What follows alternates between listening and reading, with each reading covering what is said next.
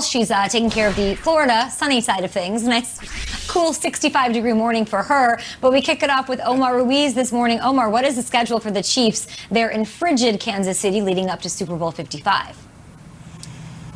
Good morning, Kay. Of course, this season has been anything but usual, but for the Chiefs, for the most part, they're trying to keep this as normal of a routine of a schedule as possible this week. They'll have their media obligations tonight, part of the opening night festivities. Tomorrow will be a player's day off, like it typically would on a Tuesday, and then a normal practice week, Wednesday, Thursday, and Friday before heading down to Tampa on Saturday. Andy Reid spent some time last week praising the medical folks here in Kansas City, all the members of the organization and in the NFL to getting us to this point, providing some hope for people that we can get eventually on the other side of this pandemic and perhaps provide some relief for people that have suffered during the coronavirus pandemic. Of course, trying to set this all up with the culmination of the week and bring joy to Chiefs Kingdom here by bringing back that Lombardi trophy once again. For more now on the Buccaneers side of things, let's send it down to Sarah Walsh. Well, Omar, Super Bowl week is upon us finally here in Tampa, and while the Buccaneers can cross traveling off their to-do list, they will be plenty busy starting today with media obligations. Around 11 Eastern, all the position coaches and the defensive and offensive coordinators are going to speak. And then at 12 Eastern, we're going to hear from a bevy of Buc stars, including Tom Brady and Bruce Arians. The Bucs will not practice today. The facility will be open. Some of the guys will work out, but they will be back on the practice field once again tomorrow. Tom Brady said this is all about finishing the job. He said you want to be the team that can win the last game of the year, and certainly the Buccaneers have an opportunity to do that with history on the line if they can win here at home. Kay? Thank you so much, Sarah, and to Omar, respectively. We, of course, have Super Bowl opening night tonight to look forward to with guys like Rob Gronkowski and Travis Kelce. I can't wait to see Patrick Mahomes, Tom Brady together on the same Zoom call, virtually talking to reporters worldwide. Thank you both so much. We'll talk to you throughout the morning and throughout the week here. Let's get the guys involved. Schrags, going right to you. I know you're excited for this one. What's at stake for Patrick Mahomes in Super Bowl 55? It's going to be a week of Brady, Brady, Brady. I think Mahomes has checked every single box in his career at this point. He's been the Super Bowl MVP. He's got the Lombardi. He's got a regular season MVP. He's got all the records. But if you look at the Brady matchups, it's still 2-2. And Brady has the only playoff victory when they face each other. So to me, this is a Brady versus Mahomes deal. Look at that new logo. We got the Bolt 24 and we got a Lombardi trophy in the Good Morning Football graphic. Brady got the first two, Mahomes is the last two. This is the rubber match. We're playing a best of 5. This is game 5 and it's in Brady's building. We got to go and win in his building. To me, this is Mahomes at the golf course with Brady 30 years from now and saying, yeah, I beat Breeze, I beat Rodgers, but I couldn't beat you in the Super Bowl. Mahomes, you always had my number in the end. This is the last checkbox. I really do feel like it. He could do a million things in his career, but I'd almost think that Mahomes wanted to see Brady in the Super Bowl. He'll have his chance with Rodgers, or maybe he won't. Rodgers is not Tom Brady.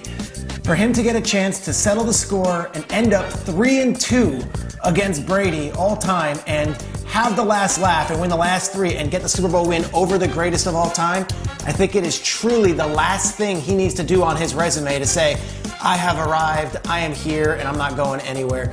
It's going to be Brady week. I'm telling everyone, buckle up. It is Brady week. But let's just say Mahomes has something to say in this thing too. Okay. All right, Schrags, and I feel that. And shout out to Bolt 24. I don't know if you guys saw that commercial with Dame Lillard. Bolt 24. Dame Lillard made a great shot the other night. Great shot. He's a young legend. Speaking of young legends, that gets me to my point. All right, so what's on the line for Patrick Mahomes? It's becoming a legend. But in order to be a legend, you're going to have to kill some along the way. Now, before I get to what I want to show you, just think about what he has done, right? In the playoffs, more specifically. He's beat Andrew Luck, Deshaun Watson, Ryan Tannehill, Jimmy G, Baker Mayfield, Josh Allen. The only time he's lost was to the New England Patriots, like Schrager is saying. He lost to Tom Brady. So in order to be a legend, you got to take out a legend. And that reminds me of one of my favorite wrestlers of all time. That's Randy Orton. Okay. The legend. Killer. Talk about it. Oh, yeah. Now, listen. Okay, Randy, I see you. Listen, when Randy came in, he said, man, listen, forget all the games. Forget about going against my peers and my tier. I'm taking out the legend. He went at Roddy Piper, Ric Flair, woo! The Undertaker, Sergeant Slaughter, Mick Foley, and of course, we all remember Hulk Hogan. And it's fitting because Hulk Hogan, the OG, respected, he moved down to Florida too to finish off his career, and so did Tom Brady. So just like Randy Orton, Patrick Mahomes, listen, you're already going to be the next great quarterback in the league. We already respect you as one of the new passers that's going to change the game. But in order for you to be a legend, you got to be a legend killer. And on the list of your playoff victories, there's only one dude that we respect the most, and that's Tom Brady. Nate just gave the opening segment an RKO. I love it. And shout out to Edge for winning Rumble last night. Here's what's at stake for Patrick Mahomes. World domination, that's it. Pure world domination. I remember 51 weeks ago, the day after the Super Bowl, Peter was working the Super Bowl press conference, and Nate and Kay and I were sitting out on a balcony in Miami overlooking the beach, and Mahomes had just won his first Super Bowl. And we were saying, you know, as excited as we are, it's tough to get back. It's really tough to go and year after year. Ask Rodgers, ask Marino. It's not tough.